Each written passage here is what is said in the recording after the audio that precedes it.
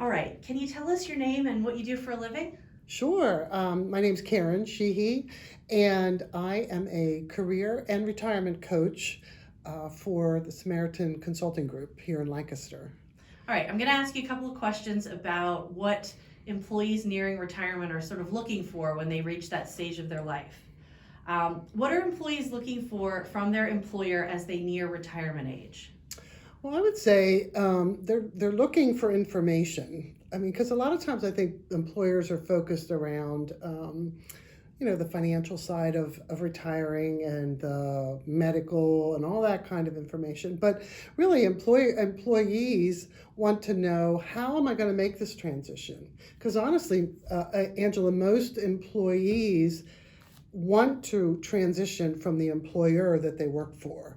They want some flexibility in order to be able to stay engaged and stay feeling valued and bringing their knowledge, to others in the workforce. So I would say, just they're looking to them for a plan and some information. And when you talk about transitioning, it sounds like people are sort of interested in having a process rather than I'm here one day and I'm out the next. Absolutely. Yeah, I hate the word retirement. I do. I just don't even, it doesn't make sense anymore because it used to be the on-off switch, where now I think it is about transitioning and being flexible and being able to provide information to people to help make them feel comfortable and confident that they do have a plan to go forward that may be, fewer hours or in a different department or something like that. What are the most common concerns you hear from employees either nearing retirement age or looking for a new position later in life? Well, of course, I think the biggest concern is that they're worried about being hired because of their age. And I think as we look forward in our whole workforce needs, this group, baby boomers, I'll just call us, that is that group that is going to be available to hire and to use in an organization, but maybe use in a different way. As we age, I think looking at just the aging process within a workforce and understanding as an HR professional how productive people can be and can they maintain that? Typically, no. As people age, they get concerns about their physical work, maybe even their responsibilities outside of work. We think of parents, but many people who are ready to retire are caregivers of their grandchildren. They could be caregivers of their parents. So again, just being able to be flexible and trying to make sure those needs are met. You mentioned the fact that we're sort of at a point where we're dealing with a little bit of a staffing issue. Yeah. Are there things that you think employers could do to incentivize their older workers to stay on and help train or kind of help them through this time where they're desperately needing people?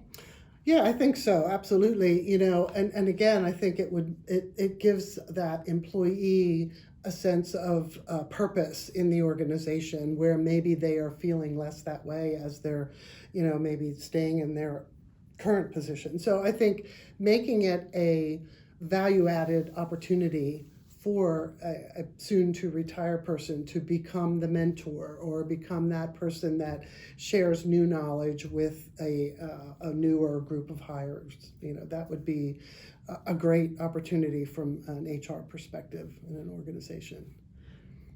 What tools do you think employers can provide to assist employees as they're getting to the end of their careers? Well, I said originally there, too, it is about information. I know that most organizations focus around, making sure Medicare information's available, that people understand their 401k. But really, the transition piece of retirement is that life-changing aspects of our entire life. And maybe people want to continue to work, or they, are looking for ways to get information about their communities so they can understand ways and places they can volunteer. And these are the things that I work through with folks. Where can I find ways to stay active? How am I going to get my social needs met? Because, of course, working every day, we get so we get those needs met there. And if there's that on-off switch, unfortunately, the number of people that are in a depressive state in retirement is pretty high. So, how are we as HR professionals and employers helping people understand that and giving them some other tools that might be helpful as they reach that age? So yeah, I think information is key, and just policies that reflect flexibility, or work for taking that person into different job opportunities for them to try out to be able to stay, but maybe in very reduced hours or work from home or whatever those needs are that the employee has that are easily transferred to the employer that will work. You've mentioned the concept of other opportunities in the company Mm-hmm. for more senior employees. Is that something that you get feedback on, that people are looking for?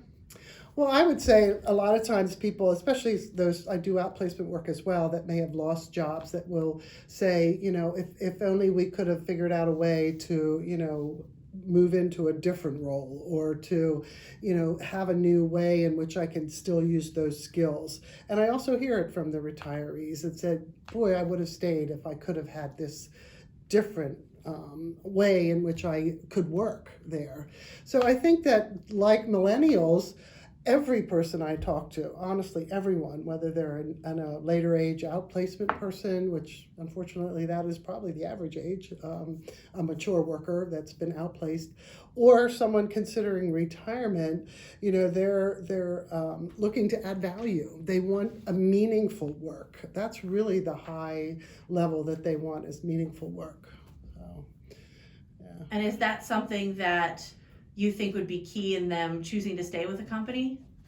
It could be, yeah. I mean, I think if that employee is feeling valued and and there's a discussion, or there's a transition plan, or there's a way in which they're being asked those questions about how they can bring value, maybe not being a machine operator, but now being a trainer for new hire machine operators, that I work flexibly, and I can just do that so many days a week or so many hours a week or whatever.